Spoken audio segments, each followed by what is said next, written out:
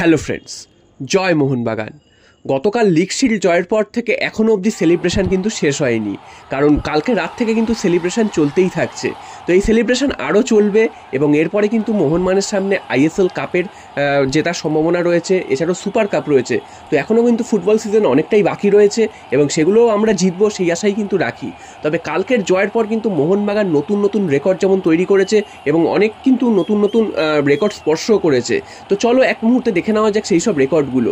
তো আমরা কিন্তু এই মরশুমে মোট টোটাল 626 মিনিট কোনো গোল খাইনি। তো বুঝতেই পারছো এটা কিন্তু একটা দারুণ রেকর্ড, যেটা কিন্তু অন্য কোনো আইএসএলের টিমের এখনও অবধি নেই এবং এটা কিন্তু মোহনবাগান এই নজিরটা সৃষ্টি করেছে।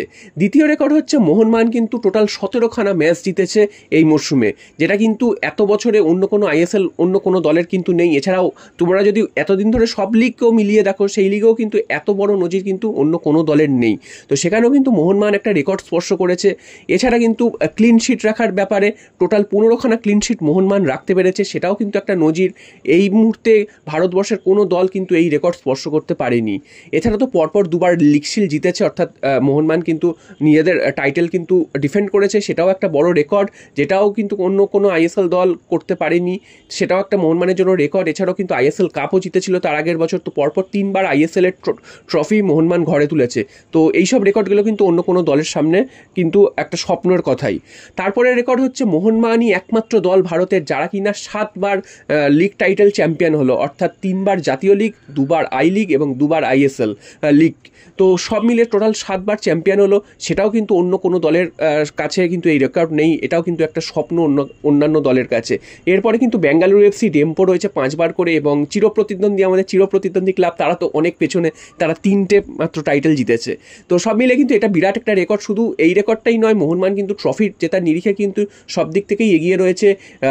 টোটাল 14টা ফেডারেশন কাপ জিতেছে, 7টা তো লিগ টাইটেল জিতেছে তোমাদের এক্ষুনি বললাম। এছাড়াও ডুরান্ড কাপ রয়েছে 17খানা, আমি সর্বভারতীয় ট্রফিগুলোর কথাই বলছি।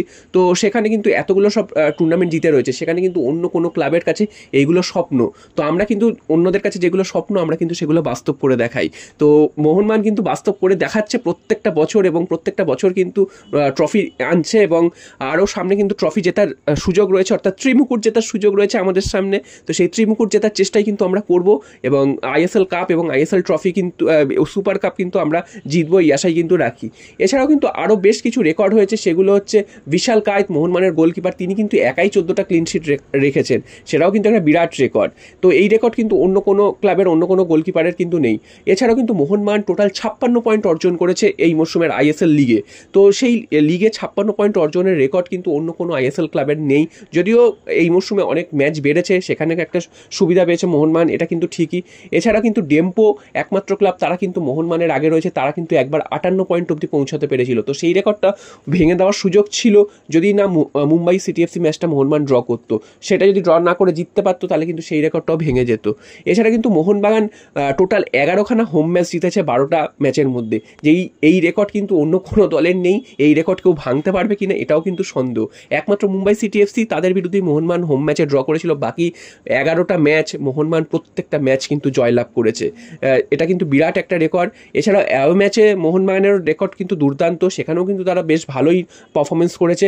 যদিও অ্যাওয়ে ম্যাচে 2টো হার রয়েছে এবং বেশ কয়েকটা ড্র রয়েছে, তাছাড়া কিন্তু মোহনবাগান অ্যাওয়ে ম্যাচেও কিন্তু দুর্দান্ত নজির স্পর্শ করেছে। এছাড়াও কিন্তু ইস্টবেঙ্গল মোহনবাগানের প্রতিদ্বন্দ্বী বা চিরপ্রতিদ্বন্দ্বী, তো আমাদের সেই প্রতিদ্বন্দ্বী ক্লাব কিন্তু পরপর 2 বছর মোহনবাগানের হাফ পয়েন্ট পেয়ে কিন্তু লিগ শেষ করেছে, অর্থাৎ মোহনবাগান গত বছর 48 পয়েন্ট পেয়ে লিগ শেষ করেছিল, সেখানে ইস্টবেঙ্গল কিন্তু মাত্র 24 পয়েন্ট পেয়েছিল।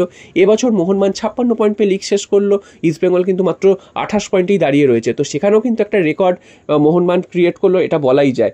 তো মোহনবাগানের সামনে কিন্তু অন্যান্য কোনো দল দাঁড়াতেই পারছে না, বা এরপর কিন্তু যেটা শোনা যাচ্ছে আগামী মরশুমে আরও শক্তিশালী দল মোহনবাগান গড়তে চলেছে, আরও ভালো ভালো বিদেশিদের নিয়ে আসা হবে, যার ফলে কিন্তু মোহনবাগান এএফসি চ্যাম্পিয়ন্স লিগ খেলবে, সেখানেও কিন্তু একটা দুর্দান্ত সুযোগ থাকছে মোহনবাগানের সামনে সেই এএফসি চ্যাম্পিয়ন্স লিগ 2তে ভালো ফল করার। তো সব মিলে কিন্তু মোহনবাগান এই মুহূর্তে ভারতবর্ষের অন্যতম সেরা দল এবং ভারতের সর্বকালের সেরা দলও কিন্তু মোহনবাগান, এটা কিন্তু বলাই যায়। কারণ ট্রফি জয়ের নিরিখে, পারফরমেন্সের নিরিখে, সাফল্যের নিরিখে এবং সেটা ধরে রাখার নিরিখে কিন্তু এই মুহূর্তে ভারতবর্ষের অন্যতম সেরা দল মোহনবাগান, যার ধারে কাছে কিন্তু অন্য কোনো ক্লাব যেতে পারেনি।